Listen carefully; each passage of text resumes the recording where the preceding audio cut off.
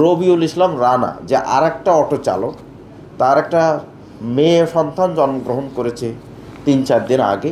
সে এসে মনাকে চায়ের স্টলে বসে তাকে জিজ্ঞেস বলেছে যে টাকা পয়সা নাই, অনেক তো হাত খালি, এখন কি করা যায়, আমাকে কিছু টাকা পয়সা ধার দেন। একই সাথে মনাও বলেছে যে যে আমারও তো অনেকগুলো লোন টোন হয়ে গেছে, টাকা পয়সা, আচ্ছা দেখি কি করা যায়। তার একটা পরিকল্পনা করে, মনা মূলত প্লটটা করে যে শান্ত একটা নতুন গাড়ি কিনেছে 4-5 দিন আগে, সেই গাড়িটি যদি আমরা তার কাছে ছিনতাই করে, তাকে হত্যা করে ছিনতাই করে আমরা গাড়িটি নিয়ে গাড়িটি বিক্রয় করতে পারলে, আমার কাছে লোক আছে, এই গাড়িটি বিক্রয় করতে পারলে আমাদের এই অর্থনীতি, আমিও তোমাকেও কিছু টাকা দিতে পারবো, আমার নিজেরও যে সমস্ত ঋণ রয়েছে সেটা পরিশোধ করতে পারবো।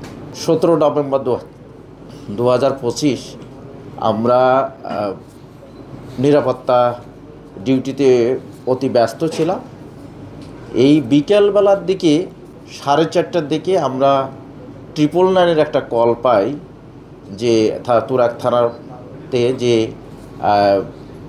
তুরাগ থানার 17 নম্বর সেক্টরের 7 নম্বর ব্রিজের পূর্ব সাইডে এইচ ব্লকে, রোড নম্বর হচ্ছে 3-এর A, এখানে একটা ফাঁকা জায়গা, এখানে হচ্ছে কাশবন, অনেক উঁচু কাশবন, সেখানে একটি গলাকাটা লাশ দেখা যাচ্ছে। এই খবর ওয়্যারলেসের মাধ্যমে আমরা জানতে পেরে, আমি তখন ওই এলাকাতেই ছিলাম, মেট্রো রেলগুলো সুপারভাইজ করতেছিলাম। আমি সাথে সাথে তুরাগ থানার অফিসার এবং অন্যান্য অফিসার ইনচার্জকে সেখানে যেতে বলি, পাশাপাশি আমাদের এসি উত্তরাজন সাদ্দাম সেখানে পাঠিয়ে দিই, এডিসি সাহেবও সেখানে যান এবং আমিও সাথে সাথে সেই ঘটনাস্থলে যাই। ঘটনাস্থলে গিয়ে আমরা লাশটি দেখি যে এটা গলাকাটা লাশ এবং তার পাশে একটি রশি পড়ে আছে। আমরা লাশের সুরুথাল রিপোর্ট প্রস্তুত করে আমরা লাশ ময়না তদন্তের জন্য এই শহীদ সোহরাওয়ার্দী হাসপাতালে নেওয়ার জন্য আমরা অন্যান্য ব্যবস্থা গ্রহণ করি। আমাদের কাছে তার মামা, যে এই মেসেজটি গেলে তার মামা শহীদুল ইসলাম, তিনি আমাদের তুরাগ থানায় আসেন। তুরাগ থানায় এসে এই লাশ দেখে তিনি শনাক্ত করেন যে এটি তার ভাগ্নে শান্তর লাশ। আমরা তাকে কথাবার্তা বলে বা জিজ্ঞাসাবাদ করে জানতে পারি শান্ত অটোরিকশা চালাতো এবং তার মায়ের সাথেও আমরা কথা বলে বিভিন্ন তথ্য আমরা কালেক্ট করি যে কারা কারা তার সাথে চলতো, আর কারা অটো চালাতো, কাদের সাথে তার সখ্য ছিল, কারা তার সাথে চলতো, এই সমস্ত তথ্য এবং অন্যান্য যে সমস্ত তার মোবাইল নাম্বার, তার মামার কাছ থেকে প্রাপ্ত মোবাইল নাম্বার, জিডিতে প্রাপ্ত নাম্বার, এই সমস্ত তথ্যের ভিত্তিতে এবং আমাদের তথ্য প্রযুক্তির সাহায্য নিয়ে আমাদের কাছে নাম আসে যে সামিদুল হক মনা। আমরা তাকে সন্দেহ করি এবং সন্দেহ করে আমরা কাফরুল এলাকায় আমাদের এই টিমের আমি টিম লিডার এসি সাদ্দামকে প্রেরণ করি এবং অন্যান্য তুরাগ থানার অফিসারদের দিয়ে আমরা কাফরুল এলাকা থেকে আমরা মনাকে গ্রেপ্তার করি, সামিদুল হক মনাকে গ্রেপ্তার করি। সামিদুল হক মনার বাড়ি হচ্ছে, গ্রামের বাড়ি হচ্ছে মেলান্দহ জামালপুর। সে 22টে কাফরুল এলাকার 22টে কাফরুল ওই 13 নম্বর মিরপুরে থাকে।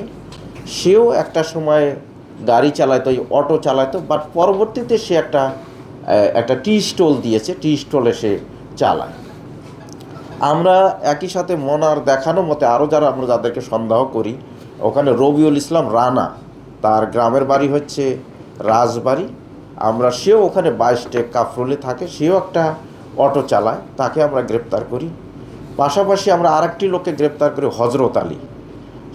আমরা গ্রেপ্তার করে 3 জনকে আমরা থানায় নিয়ে এসে ব্যাপক জিজ্ঞাসাবাদ করলে তারা আমাদের কাছে স্বীকার করে যে এই হত্যাকাণ্ডটি তারা ঘটিয়েছে এবং কিভাবে ঘটিয়েছে তারা জিজ্ঞেস করলে, কি প্লট, কি তাদের অভিসন্ধি ছিল জিজ্ঞেস করলে তারা বিস্তারিত বলেন যে আমরা যখন মোনাকে জিজ্ঞেস করেছি, এই জিজ্ঞাসাবাদে আমি নিজে ছিলাম, আমার এসি ছিল, ওসি ছিল, ইভেন পশ্চিম থানার ওসিও ছিল এবং আমাদের আরও যে সাব ইন্সপেক্টরদের চৌকুশ একটা টিমও ছিল।